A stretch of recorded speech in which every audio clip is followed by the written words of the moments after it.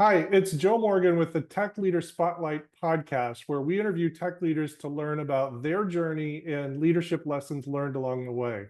This show is brought to you by the No Regret Money Plan created for smart tech professionals who know they're doing well, but aren't certain if it's enough. We help you invest cash wisely, make the most of stock awards, minimize your tax bill, and create clarity and confidence so you can spend less time worrying about your money and more time living the life that you want. If you'd like more information, look me up on LinkedIn. That's Joe Morgan at Best Financial Life. All right, today on our podcast, we have Dan Walsh, who is a senior distinguished engineer at Red Hat. And Dan is an experienced leader who specializes in computer security and is the architect of all container technology at Red Hat. Thanks for joining us, Dan. Hey, thanks for inviting me. Yeah, great. Great to have you. So the architect of all container technology at Red Hat. So tell me briefly, what is that? What does that mean? So I give you a quick synopsis. My career, I've been working in security, computer security, mainly around controlling what processes do on systems, and slowly that evolved into container technology. So containers are basically a concept of Linux that are all around controlling, again, what a group of processes or an application are doing on your system. And so originally we worked a lot with Docker Corporation, and we actually didn't like some of the design decisions that they had made or some of the ways they were going with open source. And so we created basically a competitor tool set with the primary tool, Podman, being a tool that works very similar to Docker, but in my opinion, a much more secure manner. And then we broke out other tools for running Kubernetes and tools like that, the underlying engines that run all these different tools. And so basically we've been concentrating over the years on how to improve container technologies, how to make systems more secure as, more and more people run, pretty much the future of the internet is going to be running everything as containers, and how can we, make your systems as secure as possible. Wow, that's great. You have a ton of experience in this area. You've been at Red Hat for how long? I've been at Red Hat for 24 years now. So I Wow, and started in 2000. yeah, and you mentioned before we started recording, you mentioned that you were employee number 400 something. Is that Yeah, right? around 400. So at the time I joined Red Hat, there was around 400 employees, and now there's over 20,000 employees now. So we've That's grown quite a incredible. bit since I joined Red Hat. Yeah, so you've seen a lot of growth. So you've seen leadership aspects in a smaller company and a larger company, but probably more difficult in the transition from one to the other, I would imagine. Is that right? Yeah, it's interesting because originally when I joined Red Hat, Red Hat's always been focused on open source, and always had the concept of open source was embedded into our soul, and employees would come to Red Hat based on that. And obviously, when you grow to 20,000, it's hard to maintain that culture. But Red has, often struggled or worked hard to make sure that people understand that every Red Hat does everything in the open. It's always, the software is free to download, free to use, but there's licenses on support and different ways that you can interact with Red Hat, and that's how we make our money. But the ethos of the company is that we do everything upstream first, and trying to ingrain that in junior engineers or kids right out of college and things like that is always tough to teach them. Keep Yeah, things in public. it's a totally different way of thinking than your typical, not just tech company, but your typical company or typical employer Yeah. in general. What do you think is the best thing that Red Hat has done to maintain the culture through the growth? I think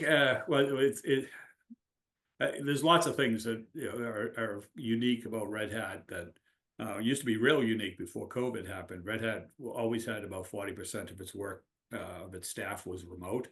And so when COVID happened, it wasn't a huge thing for Red Hat to continue to be remote. So we've always had a culture that, meritocracy. We would hire anybody anywhere in the world. And usually what we would look for is, again, because we could look at what people are contributing at open source, so they'd be major upstream contributors to certain projects. We would know what the skill level is, so we'd be able to hire them in. Obviously, as we've grown, open source has also grown, so we continue to do that. Usually when I talk to college kids, one of the first things I ask them is, what's your GitHub handle, or what's your GitLab handle? And can you show me what you've contributed to different projects? And usually they'll say, well, I don't have that. And I said, well, you better get that, because that's sort of, to me, that's more important than your resume. I want to look at, what are you working on? What projects have you done? And I tell them it doesn't matter if you're just contributing spelling mistakes or whatever. It's just you're showing your ability to work with others and work in upstream communities. Yeah, and that's super important with the way it works today in tech, for sure. I want to turn a little bit towards more talking about leadership itself, and I'm curious, what does leadership in the tech space mean to you? It's interesting, isn't it? A lot of it, a lot of it's mentorship. So one of the things I've tried to concentrate in over the years is working with junior engineers or engineers in different organizations and making sure that we work together. So open up communications paths. Very early on, Red Hat, I got very into the internship program. So Red Hat would hire summer interns, and I was always trying to grab a bunch of them because, again, I thought it was a great way to hire, because you'd be able to work with young people for a summer, and then at the end of the summer you'd know who the really good ones were, and then those are the ones who you would obviously go after. But working with an interesting thing, I think, in at least in open source, again, it gets back to meritocracy. So listen to the junior engineers, listen to the a lot of my ideas have come from just talking to a junior engineer that says, why does this work like this? So why can't we do this? So they go off and do a side project and bring it back. And oftentimes I've even in the last couple of years, I've worked with a couple of engineers who have put out their ideas and not gotten a great response from people.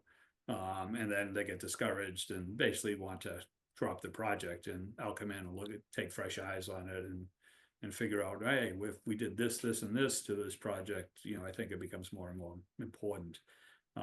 And another thing I've always been tried to do at Red Hat is to keep my eye on all of the greater Red Hat and then the greater open source community. Try to read as much as possible, and then try to relay this information down to other engineers, and even other people in product marketing, product management, and try to keep open communications with all these groups. It's funny. Usually when someone gets to my age, they've been sucked into management, and I always I liked programming too much to go into pure management. But as you grow as a senior engineer, and you find that you're doing less and less coding and more managing people's skills and things like that, without necessarily having to manage things like financial or personal issues and things like that, but managing the technology. So Yeah, I don't know if that's a satisfactory answer to you, but that's no, it's great. And I think that's an important distinction between management and leadership. Like, you can be a leader without being a manager. And in fact, being a leader, I think, that's why we talk about leaders here. Is I think being a leader is much more important than being a manager. We need good people who can come to work and do their job, but we also need good managers. But the reality is, without the leaders, you don't get the creativity, you don't get the advancement. And I love the fact that you're focused on the leadership side. Yeah. And I mean, sometimes also I'm very competitive. I like to win. And so sometimes we'll pick out, in the open source world, I always watch for companies that I think are misbehaving in a way that open source should, that I believe open source should be. And so I'm always interested in, could we have alternative ideas? Could we build alternative products to sort of the market leader? If the market leader is, basically trying to monetize something in a way that I think is harmful to open source. So I've had several projects where I've built alternative products and then try to work with the engineers and, basically get this into a competitive scenario where, this is something that, we care passionately about, and then describe why our product is better than the other product. So that's it, to me, that's exciting, when you're, building up a open source project, and its popularity levels and things. Sounds very creative in terms of what you do. Like, you're looking out there and you're seeing an opportunity, and then you got to come back in and create, right? Yeah, and it becomes easy, and again, I keep on chiming in on open source, but one of the cool things about open source, I always said, is there's a Aesop's fable that talks about the cobbler and the elves, or the shoemaker and the elves. And one of the things the shoemaker, he's trying to make shoes, and he goes to sleep at night, and these elves come in and fix the shoes, and he wakes up the next morning, the shoes are all built. And to me, open source is the same way. If you get a successful project and you have issues or need new features and stuff like that, sometimes I go to bed at night and I wake up the next morning and some random person from the world has come in and fixed the problem, or added new cool features and stuff like that, and trying to inspire even the leadership outside of Red Hat, or outside open source contributors and people I've never met in my life, who spend hours and hours working on projects that I work on. So that's, again, it comes down to meritocracy. I don't care what level you are. If you can improve a product, then I'm interested in your work.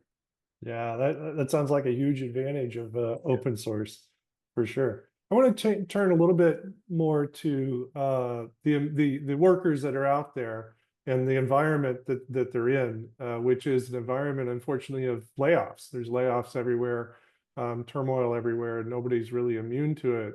Maybe you are at the level you are, but you also work with a lot of people who maybe aren't so much in one way or another. And so I'm curious, when you think about people who have a job right now and are working right now, what are the things that we can do while we're working to make us more attractive, or to make us, I guess, more resilient should the layoffs come at us from out of the blue? Yeah, I think we're in the entire software industry is in turmoil right now because of a little thing called AI. Yeah. And so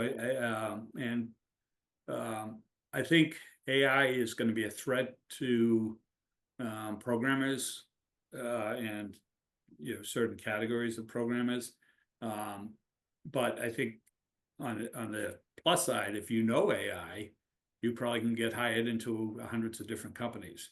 So if I was back in school right now, or a young engineer, I'd be concentrating on improving my AI skills. So can I improve my productivity by taking advantage of AI technologies and really understanding what the AI is doing? So I see AI as both being a threat to employment, and we hear things like, oh, productivity at Microsoft is going up by 30%, and you have these stats that come out.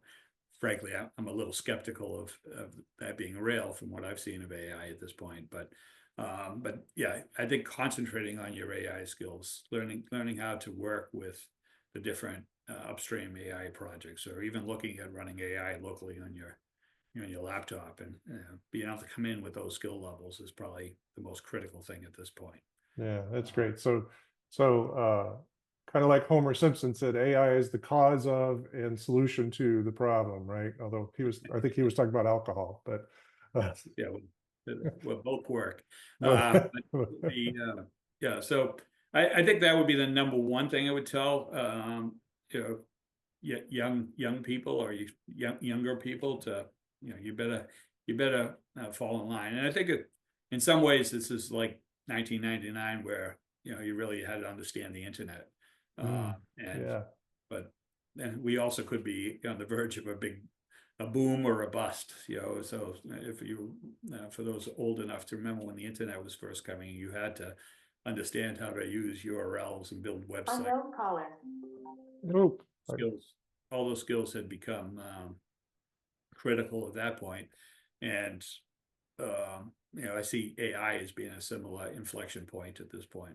Even 10 years ago, I would say open source was sort of that inflection point. So you had to sort of understand open source and Mm, really start to understand those tools. And now it's AI.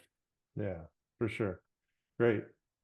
Turning to something maybe a little bit more personal for you personally, if you could go back 5 years, just 5 years, and give yourself some advice, what would it be?